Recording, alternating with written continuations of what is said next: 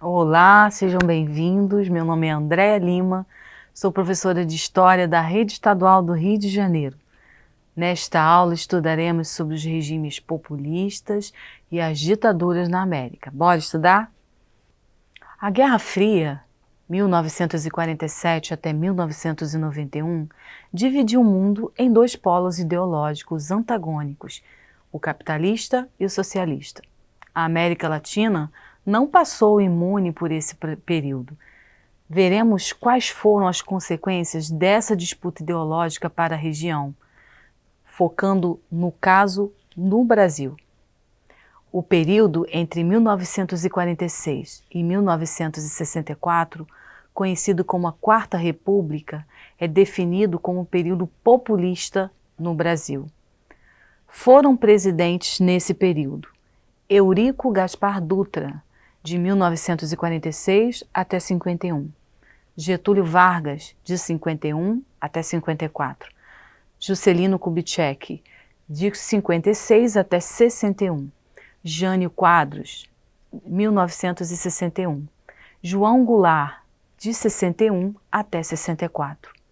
Em outros países da América Latina, o populismo é utilizado para explicar as experiências históricas relacionadas ao peronismo, no caso da Argentina, aprismo, no caso do Peru, e cardenismo, no caso do México. No Brasil, apesar de todas as tensões de uma sociedade que se formava mais urbanizada e industrializada, a chamada Quarta República foi um período de democratização. O país tinha eleições diretas e com sufrágio universal, excluindo os analfabetos. O sistema político partidário tinha força e os chefes do executivo formavam alianças de sustentação política com o legislativo. Durante a Guerra Fria, o mundo esteve dividido em dois blocos ideológicos antagônicos. O bloco capitalista, liderado pelos Estados Unidos da América, e o bloco socialista, liderado pela extinta União das Repúblicas Socialistas Soviéticas. Com o fim da Segunda Guerra Mundial, duas grandes potências saíram vitoriosas, Estados Unidos e a União Soviética. E durante a Segunda Guerra, os soviéticos dominaram todo o leste europeu, no seu avanço em direção a Berlim, capital da Alemanha. Com a derrota alemã, os soviéticos impuseram o regime socialista ao leste europeu. Em resposta ao avanço soviético, os Estados Unidos estabeleceram uma série de medidas que ficaram conhecidas como Doutrina Truman, visando combater o avanço soviético sobre a Europa. O Plano Marshall estava englobado no conjunto de medidas da Doutrina Truman. Os países europeus saíram da Segunda Guerra Mundial arrasados. Aos olhos do governo norte-americano, caso nada fosse feito, esses países cairiam na órbita de controle ideológico soviético. Por conta disso, o governo norte-americano instaurou o Plano Marshall para recuperar a Europa Ocidental, destruída pela guerra. O período da Guerra Fria teve como uma das suas principais características a corrida armamentista. Estados Unidos e União Soviética disputavam para ver quem produziria as armas com maior poder de destruição, como bombas nucleares, aviões de guerra modernos, submarinos atômicos e etc. Uma característica do período foi a corrida espacial.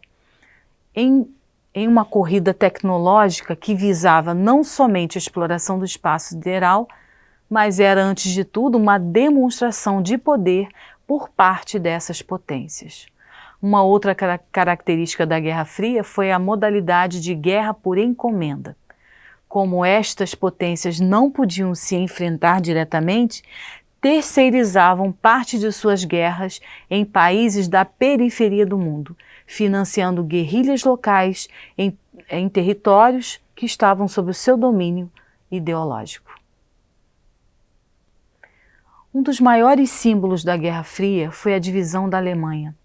Após a Segunda Guerra Mundial, a Alemanha foi dividida em duas. A Alemanha Ocidental ficou sob o regime capitalista liderado pelos Estados Unidos. A Alemanha Oriental ficou sob o domínio socialista soviético. Em Berlim, a capital, em 1961, foi construído um muro dividindo a Berlim Ocidental, capitalista, e a Berlim Oriental, socialista. O Muro de Berlim foi derrubado em 1989, ato que se tornou o símbolo do fim da Guerra Fria. Vejamos agora sobre as ditaduras latino-americanas no contexto da Guerra Fria. A partir dos anos 60, do início do século XX, a América Latina vivenciou um período de governos ditatoriais. Em sua maioria, estas ditaduras foram governadas por militares.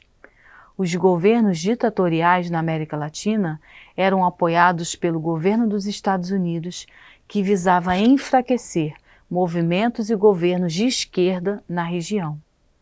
A Revolução Cubana, em 1959, acabou por gerar um governo socialista apoiado pela União Soviética na ilha de Cuba. Diante disso, o governo norte-americano, antes mais focado em disputas ideológicas em outras partes do mundo, voltou os seus olhos com mais atenção para a América Latina. Nos governos das ditaduras latino-americanas eram comuns crimes de Estado, como sequestro, tortura, morte de opositores do regime, mesmo que esta oposição fosse meramente na esfera do discurso político e na produção artística. Milhares de pessoas foram mortas pelos regimes ditatoriais latino-americanos. O regime ditatorial brasileiro é chamado pelos historiadores de ditadura civil-militar, porque inicialmente se apresentou como uma iniciativa de intervenção temporária que visava salvar o país do comunismo e que obteve amplo apoio de setores da sociedade civil brasileira, políticos e instituições como a Igreja. Por um bom tempo, o apoio civil à ditadura permaneceu forte, apesar de todos os crimes cometidos por representantes do regime. O golpe ocorreu no dia 31 de março de 1964. Durante a ditadura militar, foi imposto o bipartidarismo. Existiam dois partidos. Um era o Arena, Aliança Renovadora Nacional, e o outro era o MDB, Movimento Democrático Brasileiro. O Arena apoiava o governo e o MDB era a oposição. Porém, a oposição do MDB tinha muitos limites de atuação políticos impostos pelos próprios militares. Diante do crescente clima de insatisfação social frente às reformas autoritárias do governo militar, o general Costa e Silva impôs o mais duro ato do período da ditadura, o Ato Institucional número 5. O AI-5 suspendeu o Congresso Nacional. Opositores do regime eram duramente perseguidos. E em 1969, o governo do general Médici tomou posse. Nesse governo, endureceu-se a censura à imprensa. O governo criou o Destacamento de Operações de Informação, o Centro de Operações de Defesa Interna, para combater a oposição ao regime. Milhares de pessoas foram mortas nos anos de chumbo, como ficaram conhecidos os anos de maior repressão da ditadura militar. Durante a ditadura militar, os salários foram achatados, perdendo muito do seu poder de compra. Era o arroxo salarial. A desigualdade social aumentou. O lema da ditadura militar era primeiro fazer o bolo crescer para depois dividi-lo. O problema é que, como a sociedade civil não podia expor abertamente as suas demandas e reivindicações, este bolo que crescia não era dividido de maneira justa. O setor que mais cresceu foi a indústria de bens duráveis. Foi um período em que as empresas de construção cresceram muito. Algumas das empresas de construção que mais cresceram no período estiveram envolvidas em grandes esquemas de corrupção. Mas como não existia liberdade de expressão, o grande público nem ficou sabendo disso. Centenas de milhares de habitações populares foram construídas no período. Foi o período chamado de milagre econômico. O país chegou a crescer a uma taxa de 10% ao ano. Em 1974, assumiu um novo ditador, Ernesto Geisel. Ele adotou uma série de medidas intervencionistas de caráter nacionalista e desenvolvimentista, visando a superação do quadro de crise econômica. Realizou vários projetos de infraestrutura, como a construção de hidrelétricas. No plano político, se comprometeu com um processo de abertura democrática, lento e controlado e com recuos, como o fechamento do Congresso Nacional em 1977. Em 1979, o AI-5 foi revogado. A sociedade civil lutou através dos sindicatos que promoveram greves. O processo de redemocratização foi marcado por várias mobilizações da sociedade.